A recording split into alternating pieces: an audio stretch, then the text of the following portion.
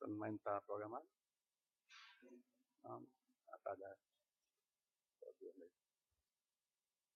O presbítero Iremar, vamos fazer uma oração pela palavra que foi lida e pelo pregador presbítero Daniel.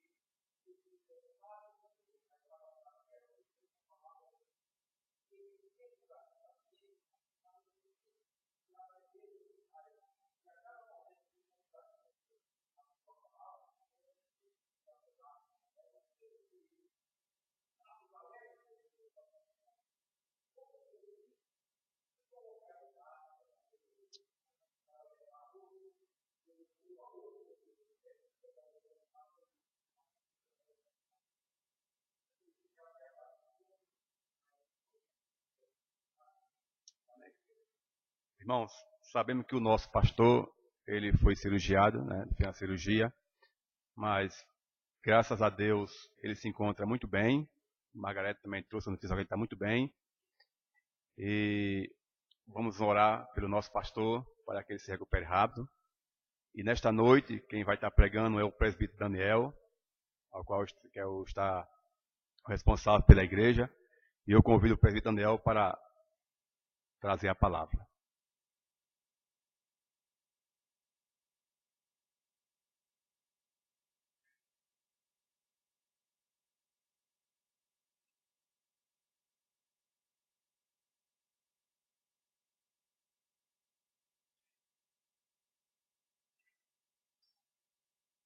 Boa noite, irmãos.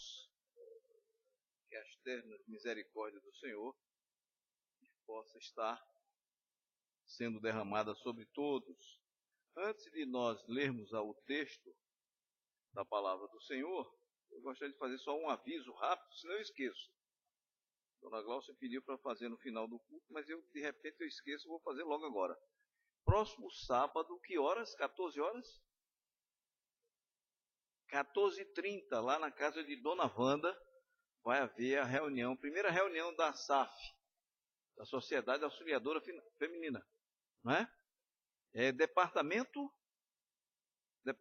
único por enquanto, é um departamento só, não temos divisões em departamentos ainda, mas brevemente teremos essa divisão.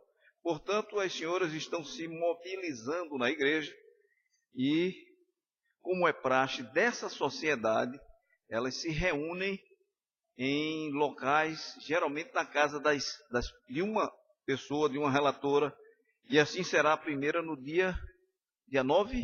Dia 9, hoje é 3/10, dia 9, às 14h30, lá na casa da Dona Wanda, no BES. Irmãos, abramos nossas Bíblias no livro na carta do apóstolo Paulo aos Filipenses. Paulo aos Filipenses, no capítulo 1. Vamos ler até o versículo 20. E assim consta da palavra de Deus o seguinte: Paulo, Filipenses, 1º capítulo, versículo 1 diz assim: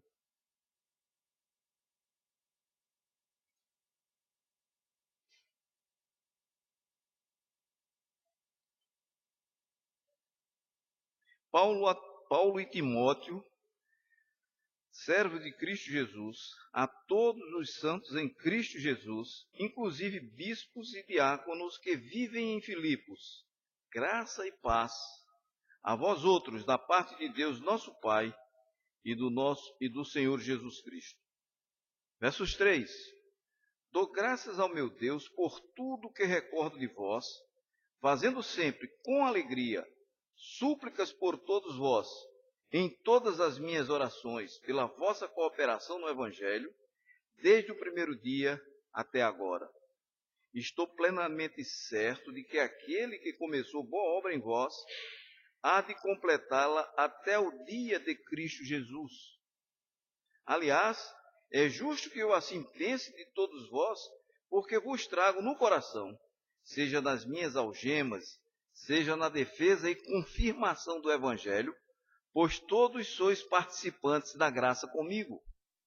Pois minha testemunha é Deus, da saudade que tenho de todos vós, na terna misericórdia de Cristo Jesus.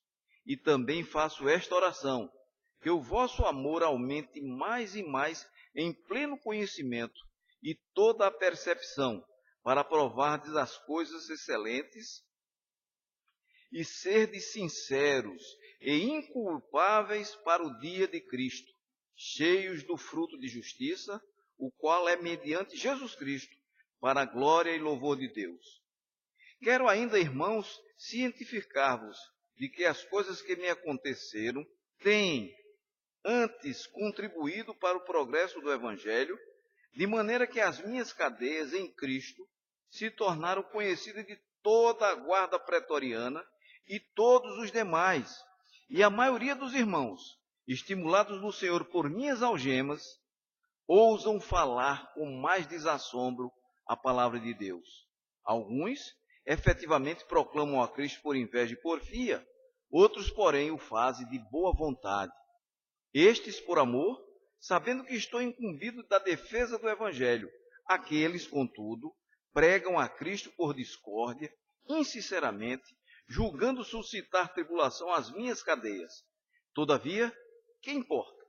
Uma vez que Cristo, de qualquer modo, está sendo pregado, quer por pretexto, quer por verdade, também com isto me regozijo. Sim, sempre me regozijarei, porque estou certo de que isto mesmo, pela vossa súplica e pela provisão do Espírito de Jesus Cristo, me recundará em libertação, segundo a minha ardente expectativa e esperança de que em nada serei envergonhado.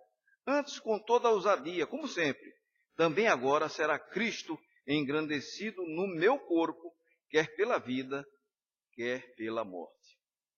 Senhor Deus, Pai, aplica esta palavra a este teu servo que fala nesse instante. Que essa palavra, que essa mensagem possa ser aplicada ao meu coração e possa ser atingido também os corações de tantas pessoas. Unge-nos com o teu Santo Espírito, é a nossa oração em nome de Jesus. Amém. Queridos, é o seguinte, o apóstolo Paulo, uma figuraça do Novo Testamento, um dos maiores escritores do Novo Testamento, faz essa revelação, essa carta de amor, essa carta de alegria. E ele diz: Paulo e Timóteo, servo de Jesus Cristo, a todos os santos em Cristo Jesus. Ele está falando de todos nós. Se você é santo em Cristo Jesus, essa carta se dirige também a você. Se você é bispo, se você é diácono, se você é presbítero, se você é pastor, todos, essa carta se dirige a nós. Embora especificamente ele está dirigindo-se aos filipenses, à igreja de Filipos. Graça e paz. Manifestação da graça de Deus e a paz que excede a todo o nosso entendimento. E tenhamos em mente que essa paz é uma paz completa. É uma paz que permeia toda a nossa vida.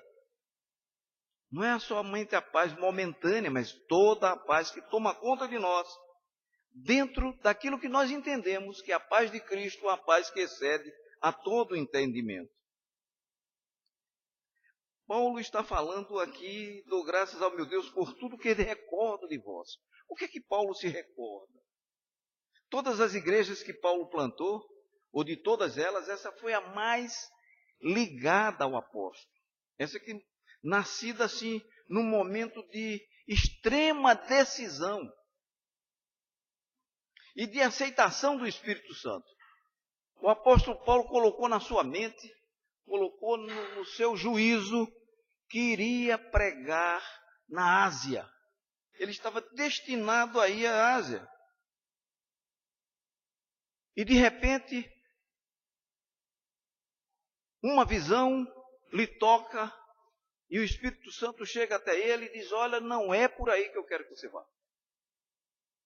Então daí nós já entendemos que o apóstolo Paulo ele toma um rumo diferente. Ele não insiste no desejo de prosseguir naquele seu intento. Ele desiste. Mas ele segue a voz do Espírito Santo de Deus. Hoje pela manhã nós discutimos algumas coisas com relação à vontade de Deus. Estava conversando com um pastor e ele me falou, fez uma observação, que estava conversando com um irmão, e o irmão disse: olha, eu estou imbuído no ministério. E esse ministério foi uma dádiva que Deus me deu, e eu vou fazer assim, e vou resolver da seguinte maneira. E começou a discutir como iria fazer. E aquele pastor, com a sua perspicácia, ele fez uma pergunta interessante.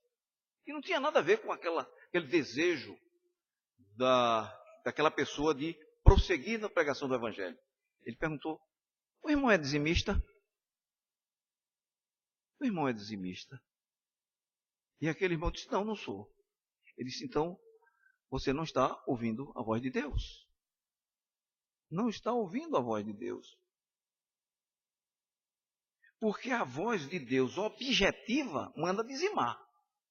Você ouviu que foi pregar o Evangelho aonde? Você ouviu a voz de Deus? É subjetivo. Você coloca no seu coração esse subjetivismo. Você cumpre com a voz de Deus objetivamente. Como está em Malaquias, por exemplo. Então, o apóstolo Paulo ouve a voz do Senhor, tem uma visão e diz: não, eu quero ir para a Ásia. Ele não teima com o Espírito Santo. Ele refaz a sua programação. E parte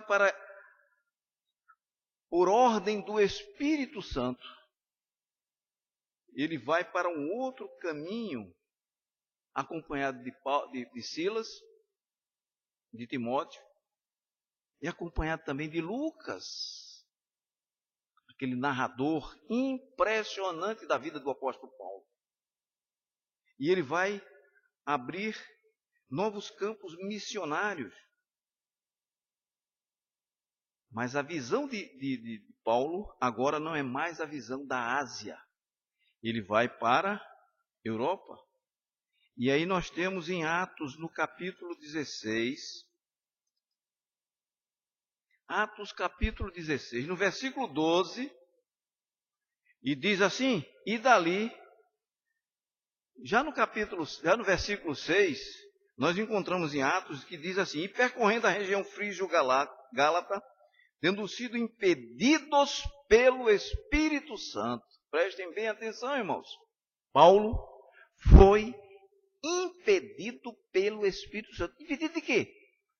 Paulo estava desejoso de abrir campos missionários na Ásia.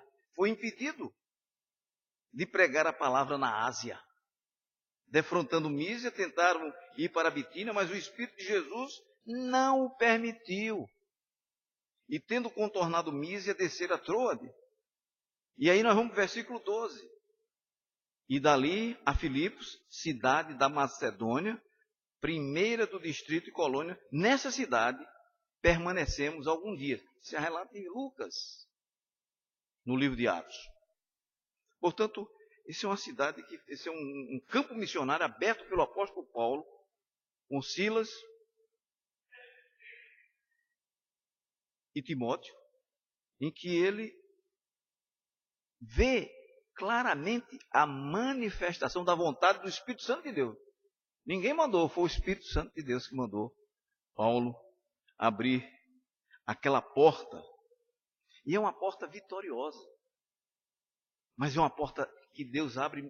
Esse campo missionário é cheio de sofrimento, de dor, hostilização das autoridades da cidade de Filipos.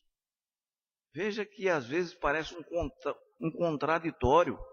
Eu quero ir para algum lugar porque eu vou abrir um campo missionário. Não, eu vou ser um missionário. Eu ouvi a voz do Senhor. Preciso ter cuidado com essa voz. Ter certeza de que realmente Deus... Porque se você ouviu a voz do Senhor, você vai ser um vitorioso. E mais, vai sofrer as consequências que o apóstolo Paulo sofreu. Cheio de sofrimento, de dor, de tremenda hostilização das autoridades. Hernandes Dias Lopes diz assim, afirma que a decisão do Espírito Santo de conduzir esses missionários trouxe para o Ocidente, presta atenção, irmãos, a mudança de rumo determinada pelo Espírito Santo trouxe uma mensagem bendita para o Ocidente, não para o Oriente. E se os irmãos observarem, nós não queremos entrar nessa polêmica, mas nós devemos entender que toda nessa área nossa do Ocidente, a palavra de Deus tem florescido. Tem florescido. E no Oriente, ou naquelas regiões, tem cabido aos nossos missionários, com o sacrifício da sua própria vida, levar a mensagem do Evangelho. A agenda missionária de Paulo era impressionante. Ele olhava, Paulo tinha mania de olhar acima dos ombros dos gigantes. Paulo tinha a visão de um farol alto. Já viram o farol alto na rua, quando você vai? Tem que jogar o farol alto, porque precisa ver mais adiante. Paulo tinha essa visão extraordinária. E Paulo era estratégico. A cidade de Filipos, ela ficava exatamente na confrontação entre o Oriente e o Ocidente. De tal maneira que a pregação do Evangelho, ele estava dentro dessa conexão entre esses continentes.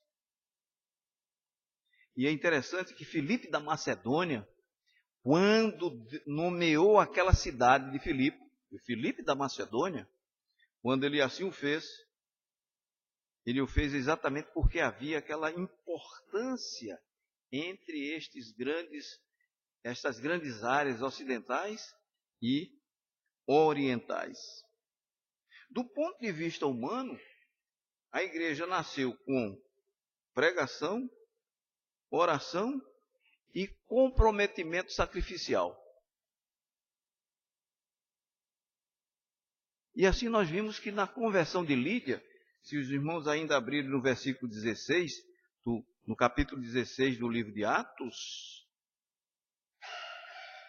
Atos 16,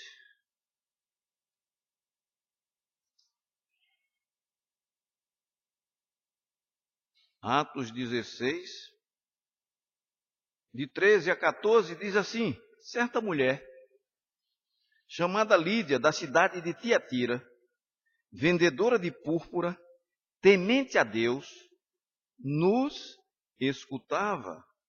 Por que nos escutava? Porque no sábado, aqueles irmãozinhos saíram para procurar um lugar de oração. Eles estavam em oração. Eles estavam em oração. E assentando-nos, diz o apóstolo, falamos às mulheres que para ali tinham concorrido. Certa mulher, chamada Lídia, da cidade de Tiatira, vendedora de púrpura, temente a Deus, nos escutava. E o que é que acontece com essa senhora? O Senhor lhe abriu o coração. Estou em Atos capítulo 16, verso 14.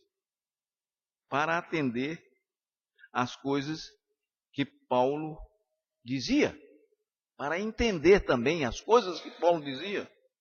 Depois de ser batizado, de toda a sua casa, diz o escritor Lucas, depois que ele fez tudo isso, ela e toda a sua casa foi batizada, ou seja, a igreja de Filipos tem essa formação. A formação multicultural, vamos ver, multirracial. Lídia de Tiatira, te lembra aqui das igrejas da Ásia? Que João, muito depois de Paulo, escrevia numa visão que ele teve pessoalmente com Jesus Cristo. Ele escrevia para a igreja de Éfeso, Esmirna, Pérgamo, Tiatira, Laodiceia, as igrejas daquela Ásia, da Ásia Menor, do Oriente. Então, Lídia foi batizada e toda a sua casa, e ela rogou dizendo, se julgais que eu sou fiel ao Senhor, entrai em minha casa e ali ficai. E Lucas diz, e nós fomos constrangidos a ficar ali. Portanto, aqui nasce a igreja de Filipos. Uma igreja que se baseia na oração. Os irmãos foram para orar. E o Espírito Santo do Senhor atuou sobremaneira sobre aquelas pessoas, de tal sorte, de tal maneira, que houve conversão e batismo, não só dela, mas de toda a sua casa. A sua casa foi transformada em sede da primeira igreja de Filipos. E, meus irmãos, essa é uma prática que já existia nos primórdios da pregação do Evangelho, mas é uma prática que até bem pouco tempo ocorria. Nós estamos agora elitizados. Nós estamos muito elitizados. Nada tem a ver contra pregadores que venham para fazer suas pregações, que venham para anunciar o Evangelho, nada contra, pelo contrário, mas nós estamos muito elitizados. Elitizados e ao mesmo tempo sem ter no coração o espírito de misericórdia e de acolhimento. Acolher. Nós não acolhemos mais. Raro os irmãos, e isso vale principalmente para nós, que queiram acolher o servo do Senhor que vem para fazer uma série de conferências na igreja. Então, nós vamos consultar o conselho da igreja e vamos ver qual é o melhor hotel que tem, o que mais próximo, vamos colocar o irmão lá. Não acontecia isso na igreja primitiva. Então o líder disse, olha, se vocês julgam que eu sou merecedor, que o Senhor realmente me atingiu, faça pousada na minha casa.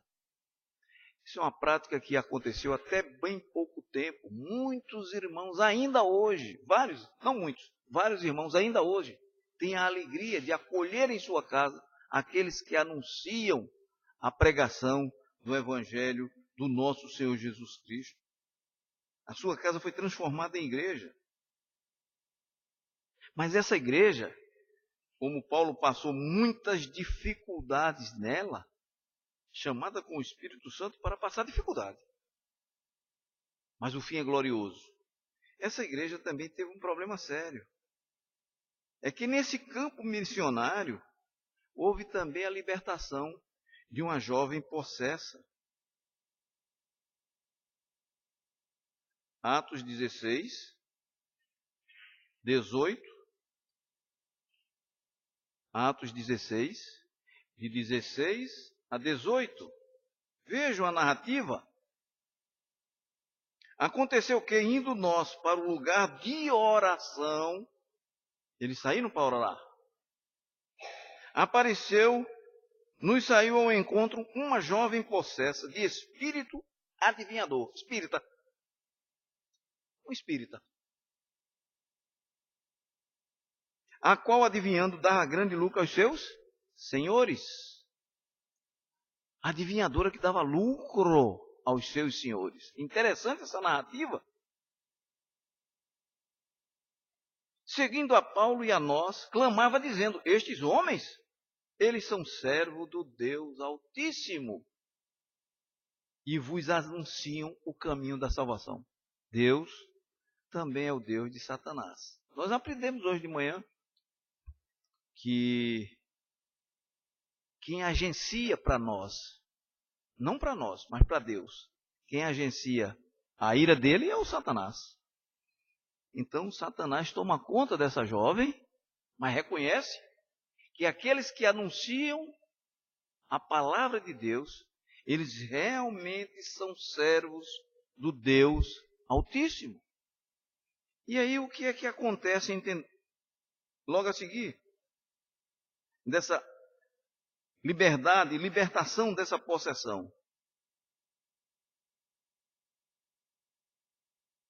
Versículo 18. Isso se repetia por muitos dias. Não é um dia só, não. Todo dia aquela cantiga, né? No ouvido. Olha, esses aí anunciam ao Deus Altíssimo. E Paulo, já indignado, voltando-se, disse à jovem? Não, disse ao Espírito, porque todo o poder foi dado aos discípulos de Jesus, inclusive para tirar demônios. Uma prática inequívoca, uma confirmação do apostolado de Paulo. Então Paulo diz assim, Lucas diz assim, então se repetia, então Paulo, já indignado, voltando-se, disse ao Espírito: em nome de Jesus Cristo, eu te mando, retira-te dela. E ela, na mesma hora, saiu. E ele, na mesma hora, saiu. O Espírito, na mesma hora, saiu. Irmãos, isso foi uma libertação que aconteceu na igreja de Filipos. Um testemunho para toda a cidade do que era o evangelho que Paulo pregava. E onde ele estava e quais circunstâncias que dominavam aquela igreja. Mas há também lá em Filipos um negócio impressionante. No capítulo 16 ainda de Atos, no versículo de 25 a 34, acompanhe a leitura. E os que já estão com a Bíblia aberta nesse texto, vejam o que acontece no capítulo 16, versículo 25 a 34. E depois de lhes darem muitos açoites, Paulo é açoitado. Imagina vocês, açoitado sem causa. Levando chibatada sem causa. Qual o crime que eles cometeram? Qual o crime que eles cometeram? Libertar uma jovem de uma possessão demoníaca. Mas por quê? Isso causou dificuldade. É que aqueles senhores ganhavam dinheiro com ela. Eles se viram de repente tolhidos no seu dia a dia, no seu recebimento, nas suas verbas, sem, irmãos, querer atingir, sem querer adentrar nos dogmas de outras igrejas. Imagine você, o apóstolo Paulo, chegando em uma cidade, numa cidade onde a idolatria tomasse conta. Nós vimos hoje de manhã que Deus coloca aqueles que não o aceitam com uma disposição mental para que eles pratiquem o mal. E nós vimos como Deus fez a natureza, todas as coisas, o universo, os céus que proclamam a glória de Deus, e a gente não dá glória ao Senhor, mas de repente você vai a uma mata e lá você tira madeira e faz uma estátua. Então fique imaginando o apóstolo Paulo adentrando algumas cidades que são idólatras e dissesse: essas imagens não servem ao Deus Altíssimo. Saia corrido. Qualquer irmão que vá pregar por esses lugares aí e faça uma observação dessa. O que aconteceu com o apóstolo Paulo? Paulo foi de encontro ao rendimento financeiro daquele povo, daqueles senhores que tomavam conta daquela jovem possessa. E aí nós estamos vendo o que é que aconteceu. Não é? Paulo foi preso, foi açoitado, depois que lhe deram muitos açoites, versículo 23, o lançaram no cárcere, ordenando ao carcereiro que os guardasse com toda a segurança. E é interessante que ele dizia: este, recebendo tal ordem, levou-os para o cárcere interior e lhes prendeu os pés no tronco. Por volta da meia-noite, Paulo e Silas oravam e cantavam louvores a Deus, e os demais companheiros de prisão escutavam. De repente, sobreveio o tamanho terremoto que sacudiu os alicerces da prisão, abrindo-se todas as portas e soltaram as cadeias de todos. E aqui nós temos a conversão, mais um fato importante na igreja de Filipos, a conversão de um carcereiro. O carcereiro ficou alarmado, acordou, despertou do sono. E quando ele viu que as portas dos cárceres estavam abertas, como os carcereiros daquela época eram homens dignos, cumpridores da lei, não tinha o fenômeno da delação premiada, não tinha os arrumadinhos, não tem as pessoas que você e eu e nós às vezes fazemos, passamos o sinal e de repente somos flagrados e a tendência é fazer algum acordo. Lá não havia isso não, o carcereiro disse: eles fugiram, eu tenho que pagar com a vida. E foi isso que ele fez. E aqui nós presenciamos mais uma vez um milagre excelente que aconteceu na vida da igreja de Filipos, fruto da missão que Paulo obteve diretamente do Espírito Santo de Deus. Portanto, as nossas missões elas têm que estar sintonizadas, dirigidas por Deus, senão o fracasso é total. Bem, esse é o ambiente conhecido do apóstolo Paulo. Paulo conhecia esse ambiente. E ele tem um profundo apego por isso. É interessante que logo depois que acontecem esses fenômenos, né, o apóstolo Paulo está lá presente e o carcereiro diz: não, mas nós estamos aqui. Nós não fugimos, nós estamos aqui. E todo carcereiro é salvo. E as autoridades, com medo do que aconteceu, manda soltar a Paulo, manda soltar a Silas. E aqui nós vamos ver mais uma vez o nome Paulo. Por que o nome Paulo? Nome de cidadania romana. Por que vocês? Não, vocês me mandaram prender, então as autoridades é que virão a mim.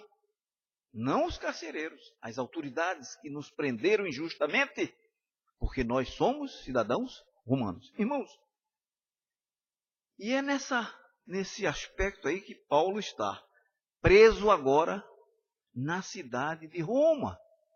E ela na cidade de Roma que ele escreve esta maravilhosa carta aos Filipenses. E ele dá graças a Deus por tudo que se recorda, graças a Deus por tudo que recorda de vós. Veja que coisa maravilhosa o que acontece na vida de um missionário. O maior missionário que a igreja primitiva já teve. Quem mais abriu o campo missionário, quem mais levou a pregação do evangelho, Paulo. Ele diz: eu dou graças a Deus todas as vezes que me recordo de vós. E diz mais, sempre fazendo com alegria súplicas por todos vós em todas as minhas orações. Veja que essa era uma cidade, não a cidade, mas uma igreja, onde era exercida um verdadeiro amor pregado pelo evangelho e pelos irmãos. Sem fingimento, sem falsidade. E Paulo se alegra, ele se relembra, ele se lembra, claro, de tudo que ele passou. Mas ele dá graças a Deus por tudo isso, não é? E ele fala no versículo 5, pela vossa cooperação no Evangelho, desde o primeiro dia até agora. Que agora? Este momento que eu estou preso aqui em Roma. Um desses intervalos da minha prisão em Roma, eu estou escrevendo para os filipenses. Aqui sim. Quando ele escreve aos romanos, não. Ele não conhece a igreja de Roma. Mas aqui os filipenses, ele viveu. Ele fundou. Ele instaurou a igreja. Provavelmente, é provável que ele tenha designado diáconos, bispos naquela igreja. E Paulo conhece essa igreja de Roma. E ele diz, estou graças a Deus por tudo que me recordo de vós. Por vossa cooperação no Evangelho. Na verdade, essa cooperação nada mais é do que uma comunhão que Paulo enfrentou, inclusive pelo auxílio financeiro recebido dos filipenses. Paulo tem essa visão extraordinária. Até a questão financeira, Paulo faz menção. No versículo 6, Paulo diz que nada acontece sem que Deus mande, ou que Deus preserve. Estou plenamente certo de que aquele que começou boa obra em vós, há de completá-la até o dia de Cristo Jesus. Até a vinda do Senhor Jesus. Então Paulo, na verdade, está preocupado assim, que com a vinda de Jesus Cristo, não. Mais adiante nós vamos ver que se eu for para a glória, ótimo. Importante, mas se for para ministrar a palavra a vocês, eu permaneço mais alguns instantes aqui. E ele no versículo 7 ele diz, aliás, é justo que eu assim pense de todos vós, porque vos trago no coração, seja nas minhas algemas, seja na defesa e confirmação do Evangelho, pois todos sois participantes da graça comigo. Paulo diz, vocês filipenses, vocês da igreja de Filipos, receberam a imarcessível graça do nosso Senhor Jesus Cristo. Portanto, eu me alegro, porque isto aqui é a confirmação do Evangelho, que é poder de Deus para a salvação de todo aquele que crê. Versículo 8, ele diz, pois minha testemunha é Deus. Irmãos, isso é tremendo. Você fazer alguma coisa e tomar Deus por sua testemunha. É um colóquio seu e Deus. Ninguém lhe viu falar, ninguém lhe viu buscar esse voto ou esta confirmação. É você e Deus. Deus é a sua testemunha da saudade que tenho de todos vós na terna misericórdia de Cristo Jesus. E ele vai mais além, no versículo 9, ele diz, que o vosso amor aumente mais e mais, em pleno conhecimento e toda a percepção, para aprovardes as coisas excelentes. Paulo está dizendo assim, que vocês cresçam no conhecimento para aprovar as coisas que são excelentes. Mas para que aprovar e conhecer as coisas que são excelentes? Para que isso? Para que vocês sejam julgados sinceros. Sinceros. Uma vez nós participamos de um concílio e um irmãozinho que nas suas atitudes eu sempre julguei interessante. E a gente dizia assim, a sinceridade de fulano dói. A sinceridade de fulano dói. Paulo está dizendo aqui, para que serdes sinceros. Depois que você conhece, aumenta mais pleno conhecimento e toda a percepção. Percepção de quê? Do amor de Deus.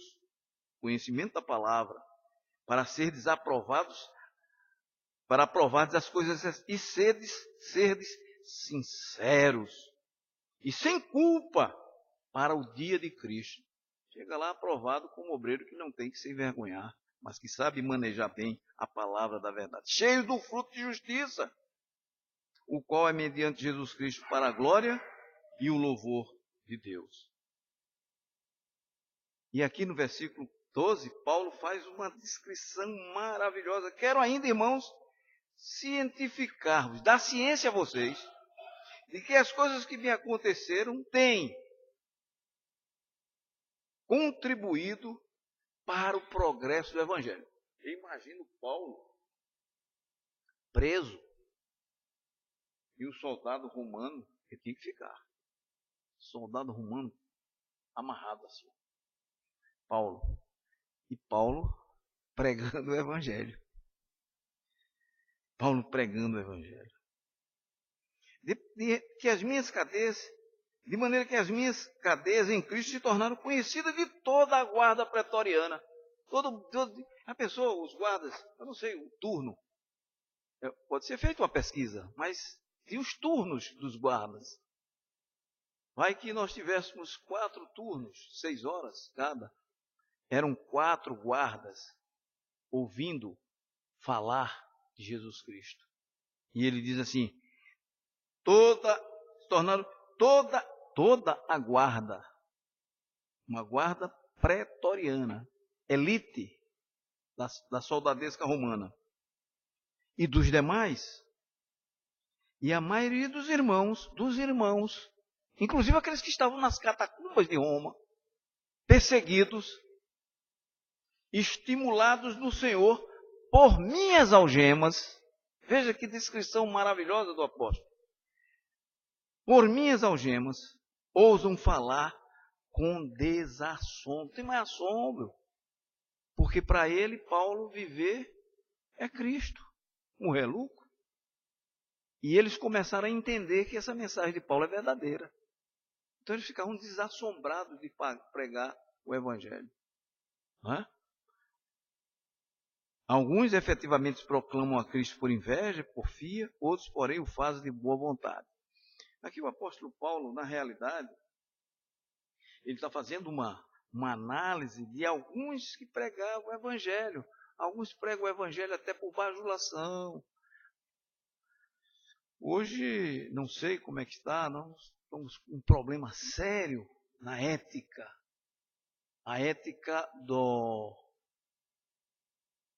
A nossa ética do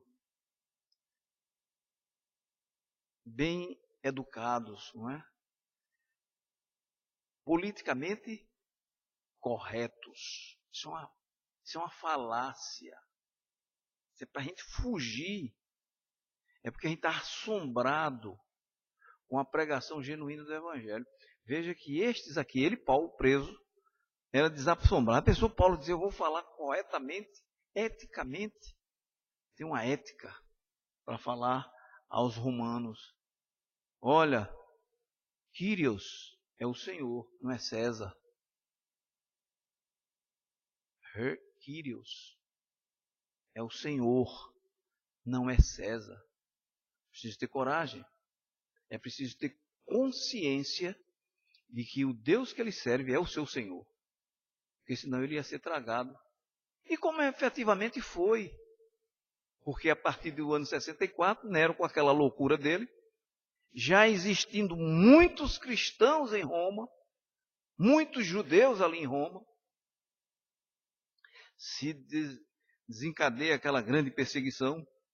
Mas Paulo, firme, por essa época Paulo já havia morrido, mas Paulo firme diante do Império Romano. Não porque ele era cidadão romano.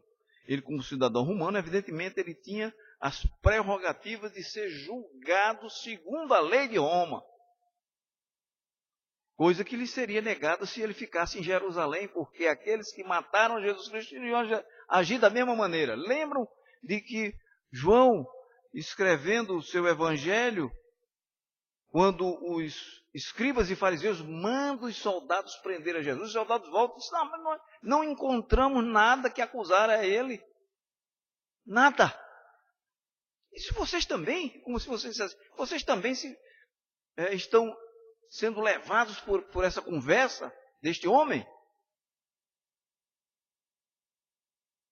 E aí Nicodemos diz assim, olhe, mas na nossa lei não se julga sem ouvir o acusado. E até tu, Nicodemos, quer dizer, até Nicodemos foi flagrado porque aquela lei era uma lei que não valia nada.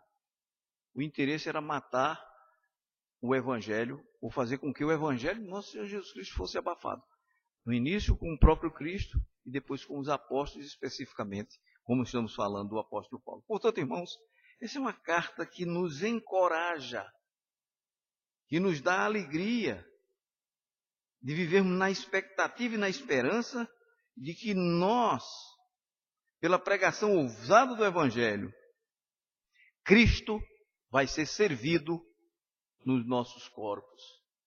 Que Deus, pois, aplique a sua palavra ao coração de cada irmão e a minha. Amém? Meus irmãos, nós vamos